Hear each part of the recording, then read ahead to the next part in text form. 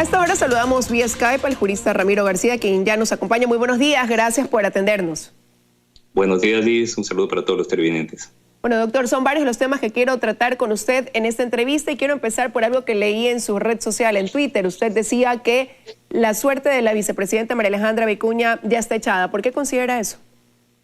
Bueno, yo creo que estos temas de corrupción, el tema de los diezmos, fue solamente el detonante. Me parece que la señora Vicuña, por su ambigüedad, por su estructura de discurso mucho más cerca del correísmo que del gobierno actual, por haber jugado evidentemente un rol político independiente del gobierno, creo que se ha convertido en un lastre para propios y extraños. Yo creo que en la Asamblea vamos a tener grupos de oposición que la van a acusar, vamos a tener un correísmo que evidentemente se la va a lanzar encima, y creo que los asambleístas de gobierno, si bien no van a apoyar el juicio político, tampoco van a hacer nada para que este no se dé. Pero sin embargo, cuando en la Asamblea se analizó el pedido de que ella renuncie, hubo un grupo que decidió abstenerse, y por otra parte sabemos que dentro del mismo movimiento de Alianza País todavía no hay una posición clara de apoyar completamente a que se dé paso a un juicio político. ¿No podría eso también dejar la posibilidad abierta de que eso no se realice y que más bien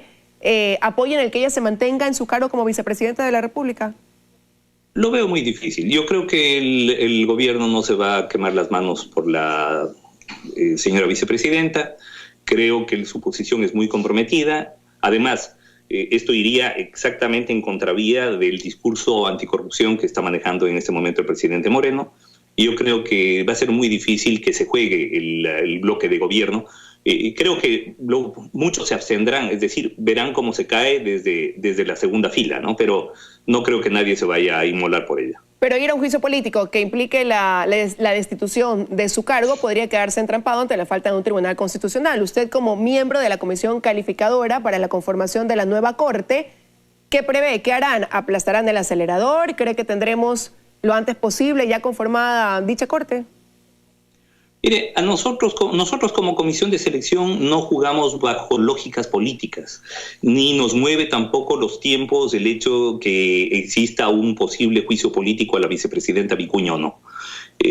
Nosotros cumplimos el mandato, nosotros cumplimos las normas reglamentarias, tenemos que guiarnos por un cronograma. El día 10 de diciembre se tomarán las pruebas escritas, del 11 al 14 de diciembre se tomarán las pruebas orales, y a partir del 17 de diciembre podemos realizar una tabulación de los resultados y, bueno, lo que nos tome esto. Pero bajo ningún punto de vista esto ni nos acelera ni nos retrasa, porque la conformación de una buena y nueva Corte Constitucional va mucho más allá de qué es lo que pase con la vicepresidenta o no pase con la vicepresidenta.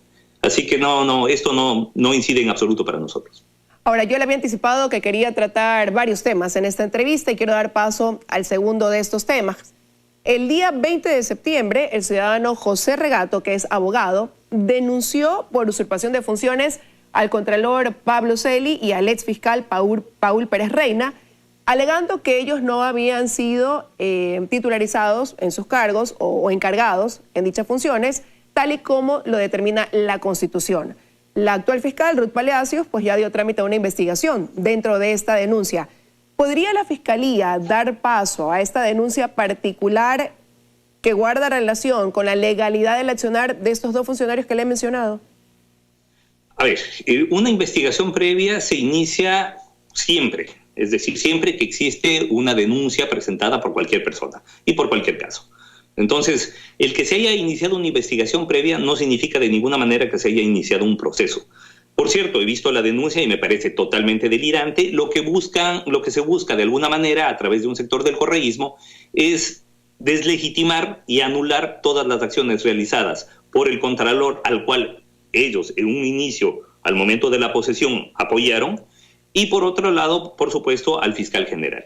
Esto yo creo que tiene nombre y apellido. Yo creo que más que al señor Glass, quienes saldrían más beneficiados de esta denuncia del señor Regato de llegarse a una instrucción fiscal y eventualmente a un procesamiento, evidentemente sería, por ejemplo, el señor Carlos Pareja Llanuselli, que es el que ha sido procesado en varias ocasiones en base de informes de Contraloría y procesado por el fiscal Pérez Reina, al punto que tiene varias condenas. Entonces, resulta que toda la actuación de la Fiscalía y de la Contraloría sería nulo en los casos de Capaya y de Alex Bravo, y creo que ellos serían los grandes beneficiados de lo hecho por este señor Regato, que la verdad me parece, he visto la denuncia y me parece lastimosos los argumentos. Pero ¿qué le hacen pensar que hay alguien? Usted dice, esta denuncia tiene nombre y apellido, y sí, el nombre y el apellido de quien la firma es José Regato, que es un poeta o un abogado. ¿Qué le hace pensar a usted entonces que detrás de esto está el correísmo? La pregunta es, ¿a quién beneficia esto? Porque el momento en que se presenta una denuncia por parte de este señor Regato, que no, la verdad no lo conozco, lo que se está buscando es cuestionar la actuación de la Contraloría y de la Fiscalía General, tanto bajo Pablo Celi y Pérez Reina, y de esta manera, pues, lo que se conseguiría, a fin de cuentas, es anular los procesamientos que se han realizado en contra de algunos altos cargos del gobierno anterior. Específicamente, bueno, el caso del señor Glass es un solo caso. Estamos hablando de su condena que tiene por 6 años en base de, me parece, asociación para delinquir con el Código Penal anterior. Pero, por ejemplo, todo esto anularía los casos del señor Pareja Llanuselli, anularía los casos del señor Alex Bravo, que serían los grandes beneficiarios de lo que está planteando el señor Regato. Entonces, me parece que aquí hay una orientación bastante clara. Si se da paso a esta denuncia y se determina que sí, que hubo esa usurpación de funciones y que, por ende, todo lo actuado quedaría nulo, como usted lo ha mencionado, ¿qué podría pasar, por ejemplo, en el caso Balda, donde el ex fiscal fue quien acusó al expresidente Rafael Correa? Por supuesto, entonces el procesamiento también sería nulo. El procesamiento en el caso del señor Balda me parece que lo inicia el anterior fiscal, pero toda la actuación del señor Pérez Reina en la audiencia preparatoria de juicio, por ejemplo, sería nula también. Entonces, me parece que es una medida desesperada, me parece que si esta es la estrategia, pues se están quedando casi sin ideas, y decir que la actuación de la Fiscalía y de la Contraloría ha sido nula por abrogación de funciones implicaría que todo lo actuado por esas dos instituciones en el año y pico en que estos dos funcionarios ejercieron sus atribuciones, pues sería nulo también. Entonces yo creo que hay una orientación muy clara, creo que se está tratando de beneficiar a algunas personas que han sido procesados y en otros casos como Capaya o Bravo ya sentenciados por delitos graves, y se está buscando esto como mecanismo. No me parece bastante burdo, la verdad. Yo pensaría que como estrategia jurídica deberían replantear el tema. Ahora, la actuación de la fiscal Palacios podría hacer prever quizás una situación de inseguridad judicial para otras autoridades. Totalmente, pero si es arrogación de funciones, lo del exfiscal Pérez Reina, también sería arrogación de funciones lo de la fiscal subrogante Palacios, porque la fiscal fue nombrada en el mismo acto que el fiscal general Pérez Reina, y si ella está como subrogante ahí, es porque justamente el Consejo de Participación Ciudadana hizo una recalificación de las notas que se habían dado en un concurso de fiscales, y es por eso que Pérez Reina asumió como fiscal general y es por eso que la doctora Palacios está como subrogante. Entonces yo creo que sería, la verdad, bueno, insisto, me parece que iniciar una investigación tiene sentido, pero pasar esto a una instrucción fiscal no tiene pies ni cabeza.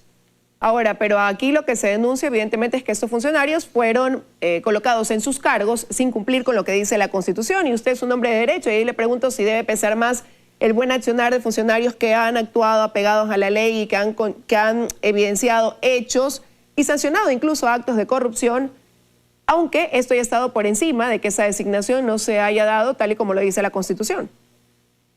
Bueno, a ver, independientemente de cómo hayan actuado los funcionarios en el ejercicio de sus funciones, yo creo que no hay ninguna causal de ilegitimidad, tanto en el caso del Contralor como en el caso del fiscal general anterior.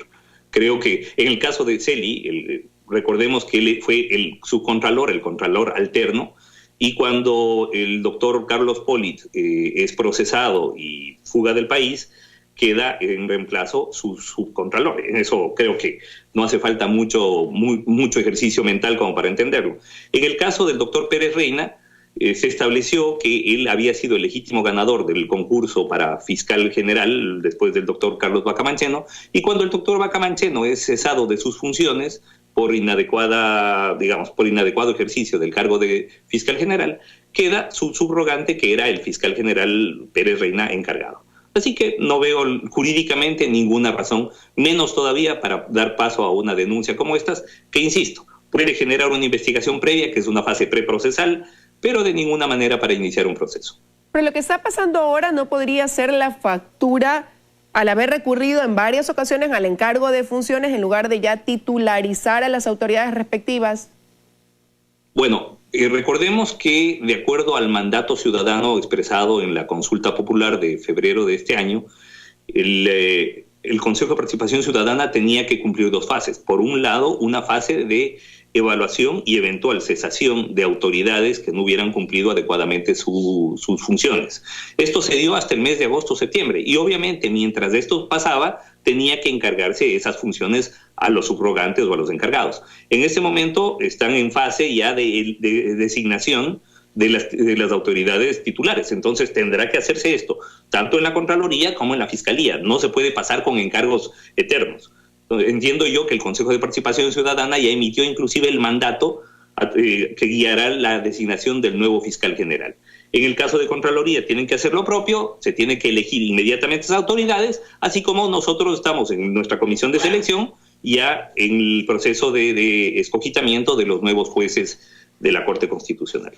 Ahora, usted aquí ha hecho un llamado, ha apelado a que esta denuncia que considera pues no tiene el fundamento debido para estar cuestionando a estas dos autoridades sea revisada.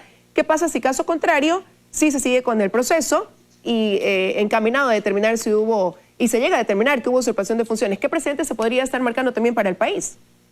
Bueno, esto sería una especie de tumbar todo lo hecho por Contraloría, todo lo hecho por Fiscalía, pero además la cuestión es, si hace eso la fiscal, estaría reconociendo que su propio ejercicio de la función es también ilegítimo. Entonces, esto podría implicar que un tercer fiscal pueda procesarle al actual fiscal subrogante por hacer esto. Es decir, una cosa de loco. Realmente he leído la denuncia y esto no tiene pies ni cabeza. Quiero agradecerle, doctor, por habernos atendido. Sé que, como es evidente, está fuera del país, así que le agradezco que haya hecho esta concesión y nos haya podido dar la entrevista aquí en Desayunos de 24 Horas. Para mí un honor, encantado.